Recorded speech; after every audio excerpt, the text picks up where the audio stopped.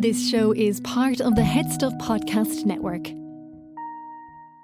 Welcome, gather round the fireside and listen to a tale of Fionn McCool, Cuchulainn, Deirdre of the Sorrows, Gráinne Wail. From giants right down to fairies, of both the trooping and solitary, and ghosts who are sometimes scary. Anything goes by the fireside. Yeah. Fireside, the Puka Fireside, the Marrow Fireside. Kings and queens fighting heroes, don't you run from the fun, there's no need to hide. Sit by the fireside.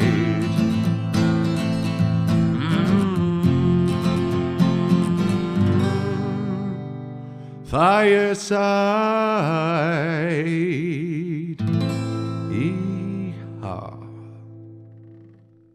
Hello and welcome to Fireside, the Irish storytelling podcast. Each episode of Fireside, we take a story from folklore or mythology, we retell it, have a chat about the tale itself and about the craft, the culture and the history of storytelling. My name is Kevin C. Olan. I'm your host and your Fireside Bard. Welcome to episode 206 of Fireside.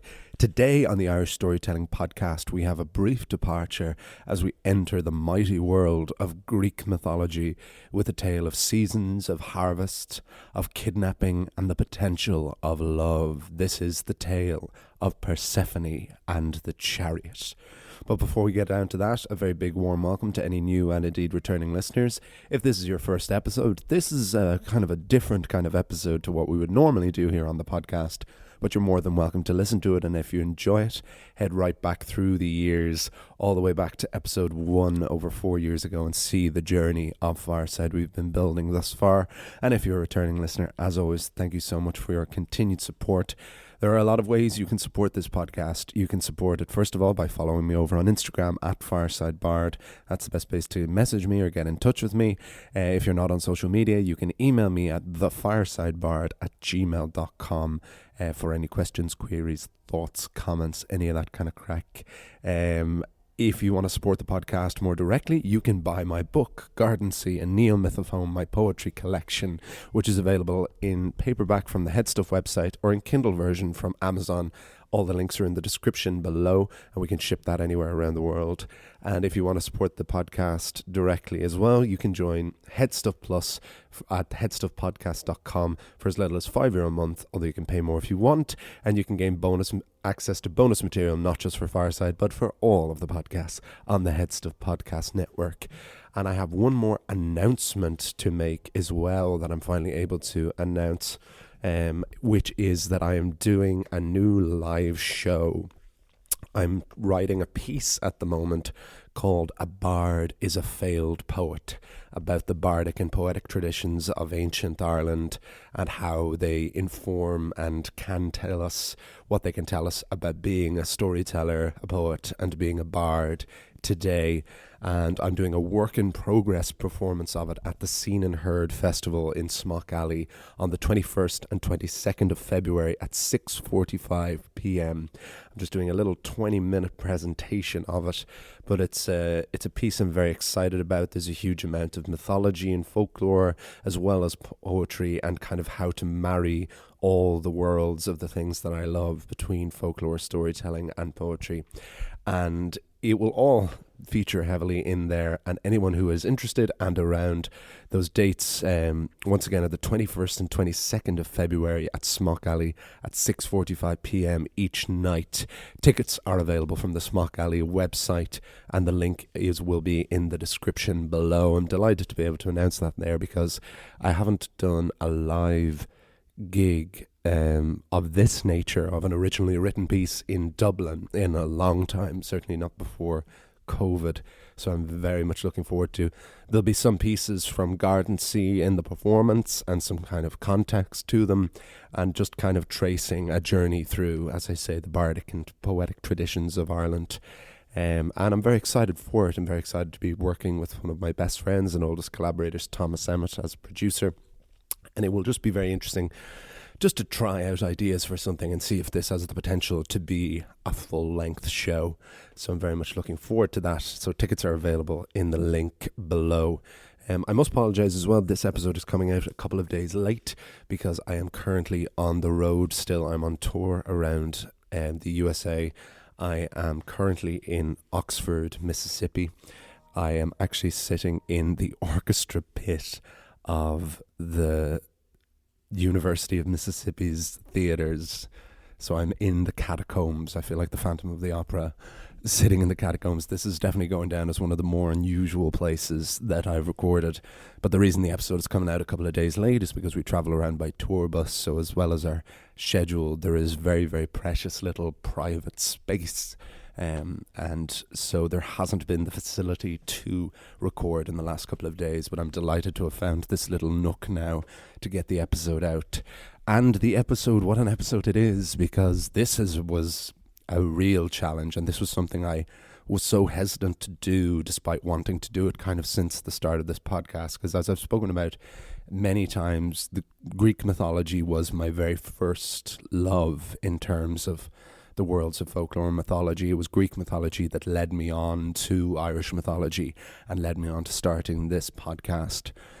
And so I was always hesitant to ever delve into any Greek stuff because, well, first and foremost, it is the single most covered mythology. So some of the greatest writers of all time have covered Greek mythology.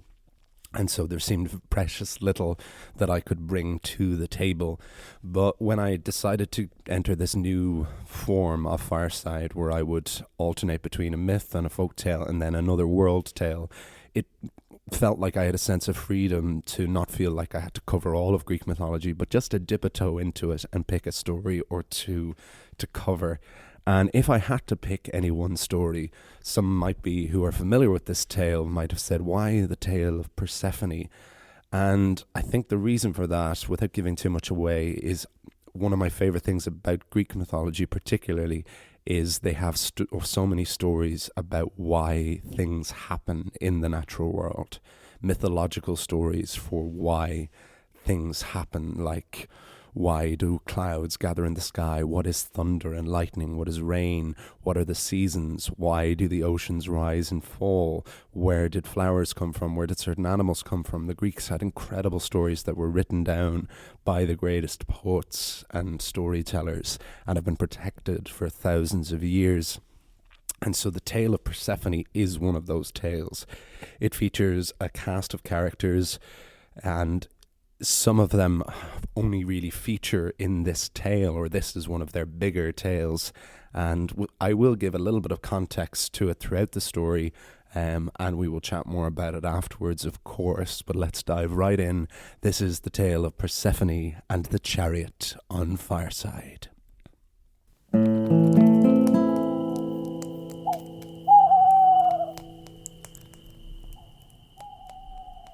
Persephone and the Chariot. Long before the Tuatha Dé Danann arrived to rule as the gods of ancient Ireland, to the east of the expansive world, at the top of Mount Olympus, the Greek gods ruled the heavens, the seas, the underworld, and everything in between. The mighty Zeus ruled as the Sky Father, the Cloud Gatherer, and the supreme king of the gods. By his side was his fierce wife Hera, goddess of marriage and queen of heaven. His brother, the tempestuous Poseidon, had dominion of the seas, and his sisters warm Hestia and earthy Demeter ruled the hearth and the harvest respectively. The children of Zeus by Hera, and often other unsuspecting titans, filled out the rest of the roster of the Olympians. The fiery Ares, god of war, the underestimated Hephaestus, god of the forge, craft, and smith of the gods, the trickster Hermes, the messenger, the awesome Athena, goddess of wisdom. There were the twins of glorious Apollo, god of the sun, of music and poetry, and the agile Artemis, goddess of the hunt. Finally, there was the aunt of Zeus, and arguably the most powerful of all, the enchanting Aphrodite, the goddess of love. And it is in the realm of Aphrodite of which this tale tells. In the early days of man, when Zeus, Athene, and the Titan Prometheus had created mortals to populate the world, there was a period of peace and prosperity. The ancient mortals, gifted and doomed to die, lived in the bounty of the harvest. The bounty of Demeter. During the days the sun always shone, and the rains were intermittent and plentiful. Everything bloomed, everything grew, there was always food in the fields and on the trees, and Artemis, goddess of the hunt, blessed the forest, so there was always meat to eat and leather hides to clothe.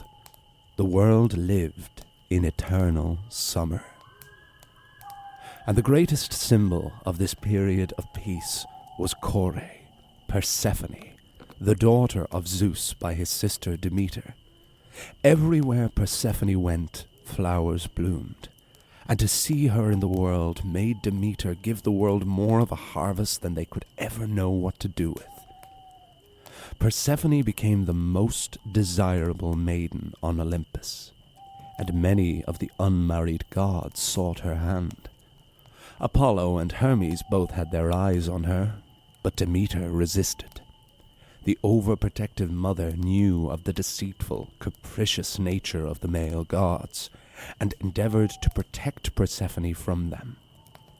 Demeter wanted her daughter to be like Athene, Artemis, or Hestia, eternally chaste and unmarried.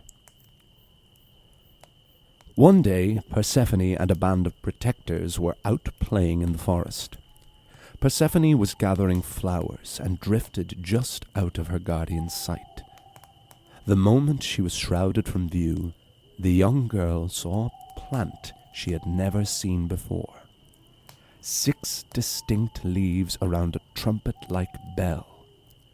This was the narcissus, or as we would know it, the daffodil. But the moment Persephone plucked this enchanting flower, there came a rumble, not from her father's sky, but from the earth. A great big hole opened in the ground, and someone emerged. Persephone didn't have time to run, didn't even have time to think, before she was picked up and swallowed into the earth. Her protectors arrived to the girl's cries, "Help me! Zeus! Father! Help!" But they arrived just in time to see the hole in the ground return as it was. As quickly as she had been there, Persephone had disappeared. The kidnapping of Persephone was baffling. How does the daughter of 2 of the Olympic gods, one of whom being the king of heaven, just disappear? Who would dare? And even more perplexing, no one had the slightest clue who or what was responsible. Persephone's mother Demeter sank into deep despair, and when the goddess of the harvest and the seasons becomes depressed, the entire mortal world feels the devastating effects. Demeter neglected her duties, and so no flowers bloomed, no crops grew, the animals began to die, and the entire world was consumed by an eternal winter. Demeter did not trust that Zeus was innocent of this affair. Nothing got past him. If Persephone had been kidnapped, Zeus was either guilty or complicit. So instead, Demeter sought the aid of the Titan Hecate, ruler of spells and witchcraft, to help find Persephone.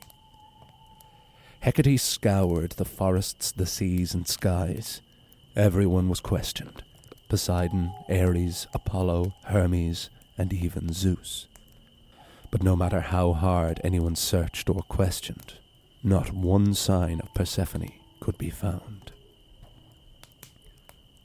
But after an entire year of miserable winter, when the mortals had starved and fought each other for scraps, while crying out to the gods to save them, the world was in famine.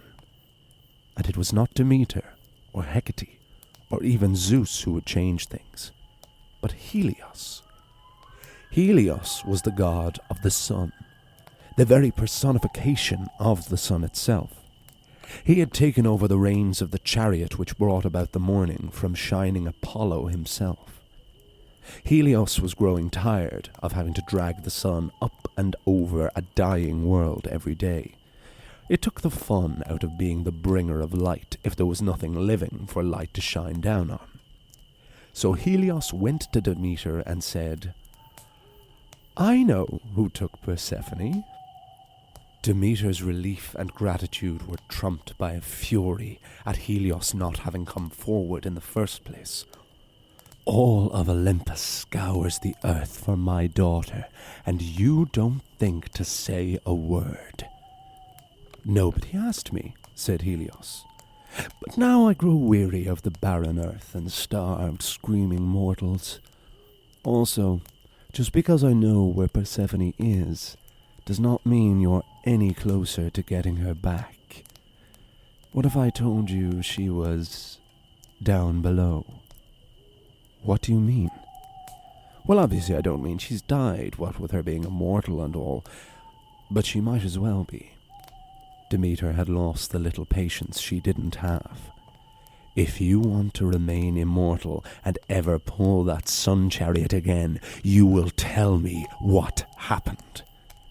Helios said, "Well, your daughter was wandering foolishly in the woods, when out of the ground emerged a beautiful golden chariot pulled by 4 jet-black horses. Its rider snatched up Persephone, and she and the chariot were swallowed up by the ground. And the rider's helmet of invisibility was unmistakable. It was Hades." Hades. Hades was the god of the underworld. He was the underworld. If you died, you went to Hades, to a place as much as to a god.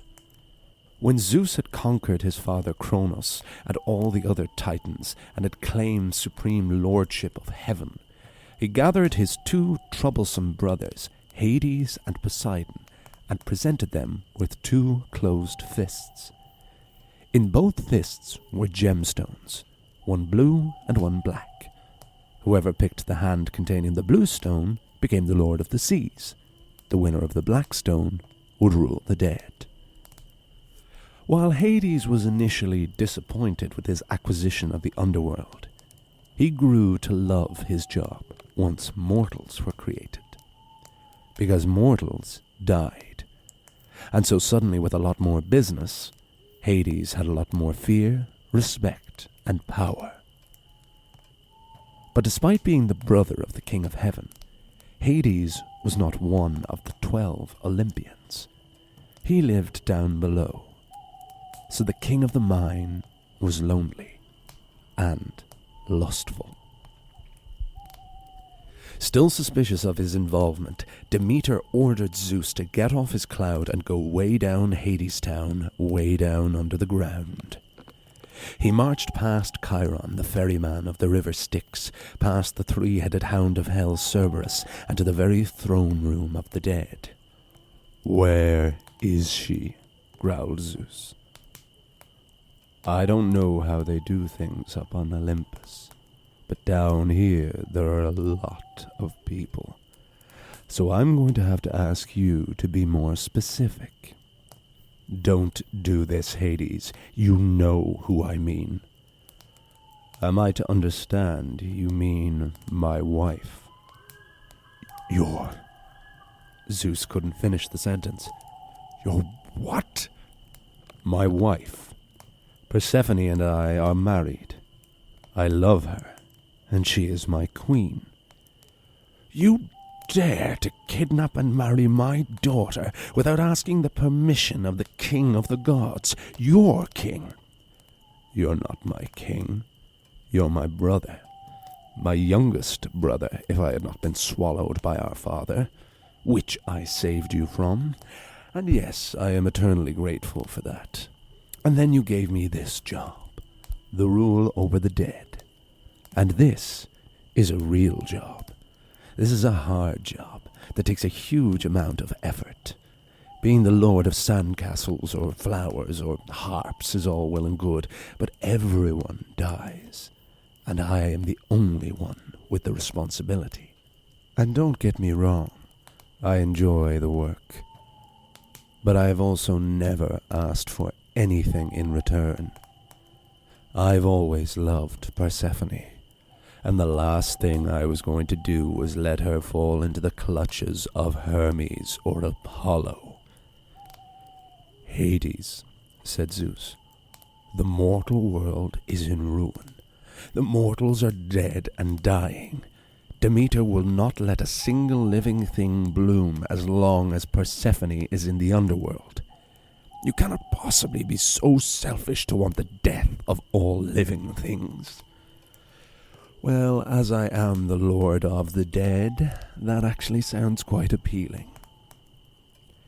One of the laws of the gods was that one god, no matter how powerful, could not change the actions of another. So Zeus had to change tactic. Very well, said the cloud gatherer. If you do not return Persephone, I will make it so that no mortal ever dies. You will be out of a job. You mock the domains of the other gods. Well, in a world without fear of dying, you will be lower than a fool, Hades. Hades knew that his brother was serious. There was nothing he could do. I will not forget this, brother. The one time I asked for anything, and you refused. Gods may not be able to die, but I will hurt you for this, Zeus. Give me tonight, and send that messenger of yours tomorrow. Zeus and Hades parted, and the god of the underworld went to his wife's room. Persephone, he said softly, I am afraid you must leave this place. Really? Said Persephone, attempting to not seem too pleased about that notion. I know I brought you here against your will, but you must understand that there is no one for the Lord of the Underworld to marry. I live in a world beyond the reaches of Aphrodite, but when I saw you, I felt that thing I never thought I would ever feel. Love. And I thought that perhaps, in time, you could love me too. Persephone looked into the dark eyes and pale face of her kidnapper and now husband. I never had any desire to come down here, and never thought it would be possible to even care for you. But you have been kind to me, and I feel I have seen a side to you that no one has. I had grown accustomed to this place. In the above world, I will always merely be the daughter of Demeter. But down here, I was a queen. Hades went silent before saying, Let us share one last meal as husband and wife. You have yet to try the pomegranate. A plate of pomegranate seeds was presented to Persephone. The next morning, Hermes, herald and messenger of the gods, descended into Hades. Hermes was the conductor of souls, so he had a lot of experience in the underworld. Hello, uncle, said Hermes, knowing how much the name of affection would irritate Hades. I have to say, you're looking remarkably cheerful for one who literally lives in hell. Hermes was not wrong. Hades was actually smiling. You cannot take her. Oh, come now, Hades. Don't have me come all this way just to have to fly back to Olympus empty-handed. Because you know Zeus is just going to come back down here himself. Fly any place you like, messenger boy. Persephone has eaten the food of the underworld. By divine law, she must always return to the world of the dead. The usually quick-tongued Hermes was silent, because he knew that Hades was right. Anyone who consumed the food of the underworld, whether mortal or immortal, could not survive outside it again. Persephone had eaten 6 pomegranate seeds. Just 6 seeds. So Hades in a particularly poetic mood, proclaimed that Persephone should return to the underworld for 6 out of every 12 months. For the other 6, she could return to the world above. When Demeter and her daughter were reunited, the mortal world immediately began to bloom. The bloom exploded like spring from a mountain, and so became spring. Spring became summer, where the goddess of the harvest would spend every day with Persephone. But then the day would come every year when the golden chariot would arrive, and Persephone would descend back to Hades town. From the day she left every year, Demeter would not work, and she would adorn a cloak of mourning, and nothing would grow. Summer turned to autumn, and autumn to winter. And this is where the seasons come from the love of a protective mother for her greatest creation, her own daughter. But that said, Persephone was no prisoner of Hades. She was the queen of the underworld, and ruled loyally and powerfully by her husband's side. She would live a full life above and below, and yes, maybe even grow to love the king of hell. For after all, it was and is the love between Hades and Persephone that makes the world go round. To be continued.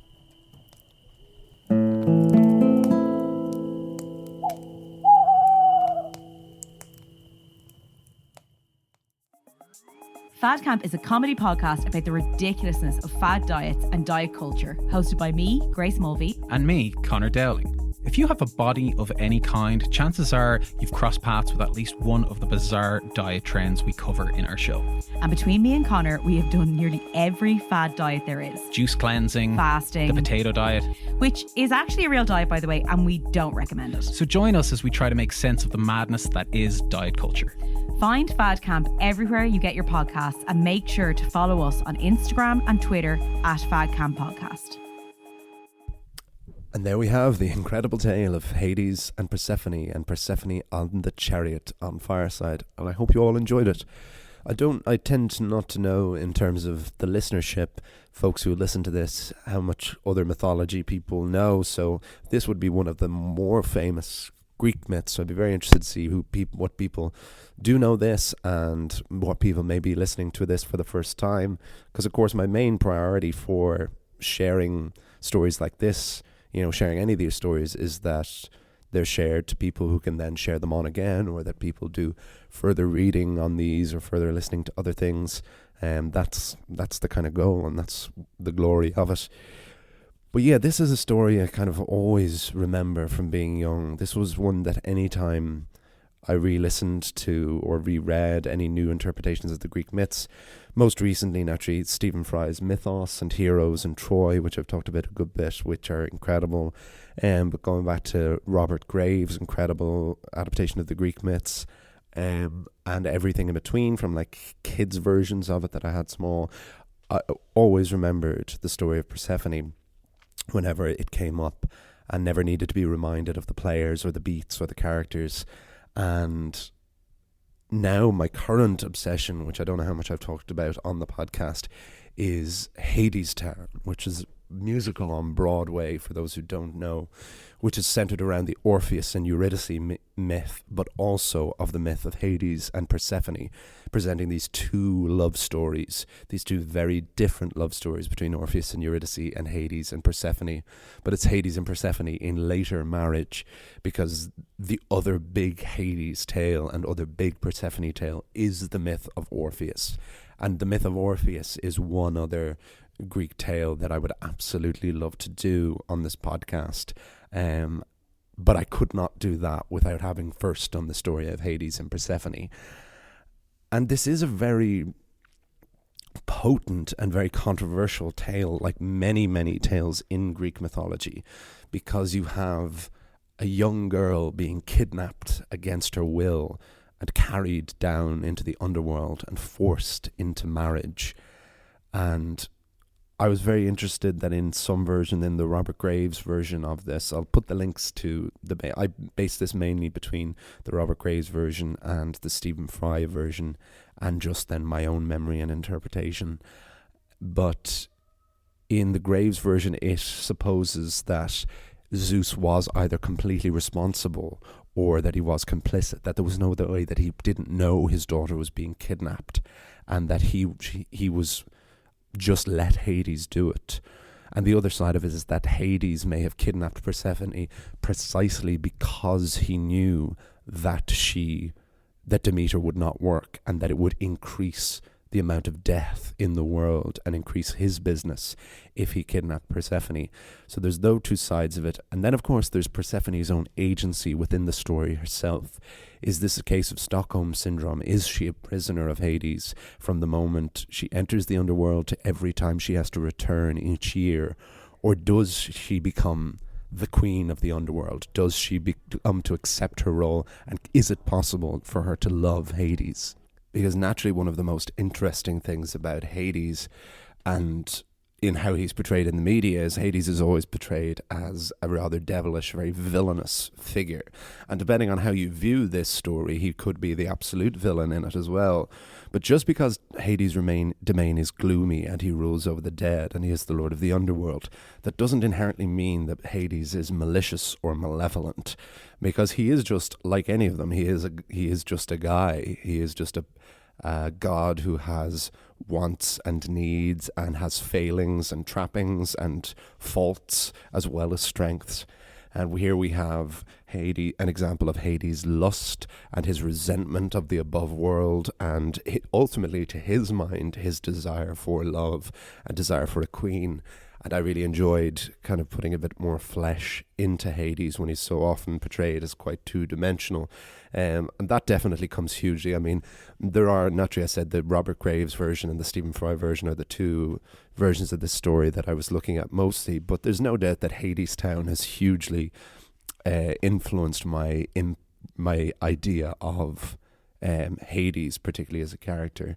Because whether you know Hades from the myths themselves, or you know from the Disney Hercules, or even from the God of War video games, you know, like, he's usually always portrayed quite villainous, and he definitely is the antagonist of Hadestown, but he is incredibly sympathetic as well within it.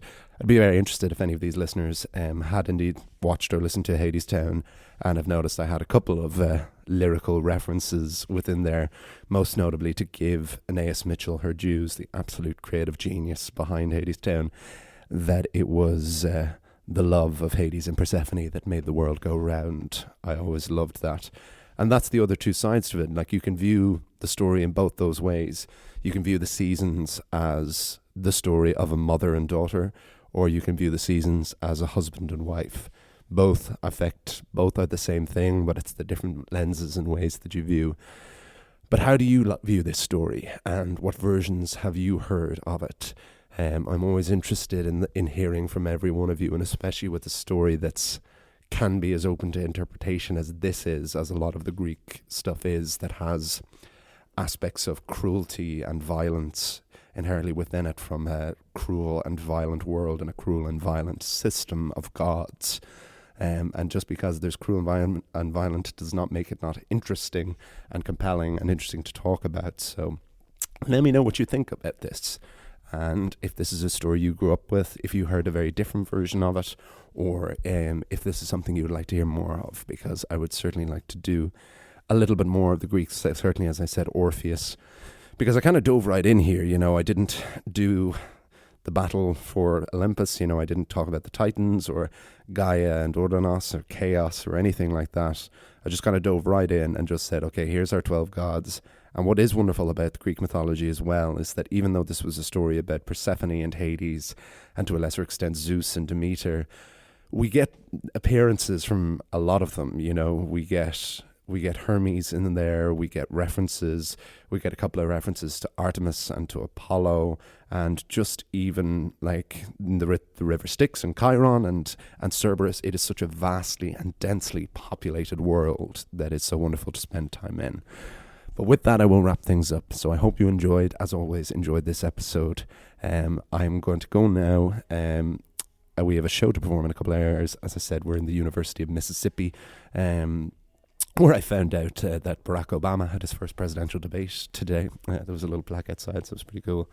But I know this is Oxford, Mississippi is incredibly historic. I know that from being a big Bob Dylan fan, knowing that the song Oxford Town was written about the riots that were here in 1962. So it's a wonderful way to travel around a country and to see parts of a country that you wouldn't necessarily see as a tourist if you come over working on a tour like this.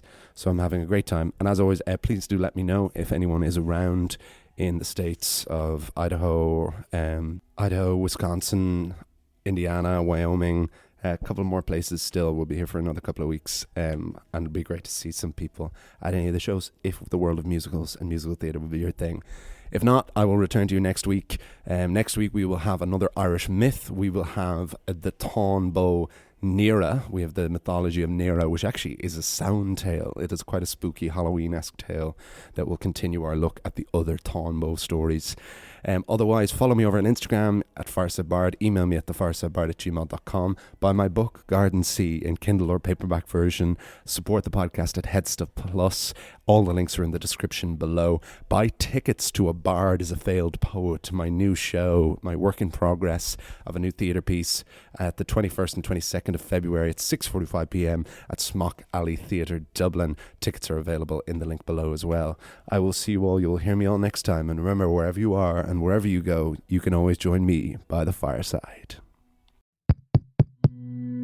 This show is part of the Headstuff Podcast Network, a hub for the creative and the curious. Shows are produced in association with Headstuff and the Podcast Studios Dublin. Find out more or become a member at headstuffpodcasts.com.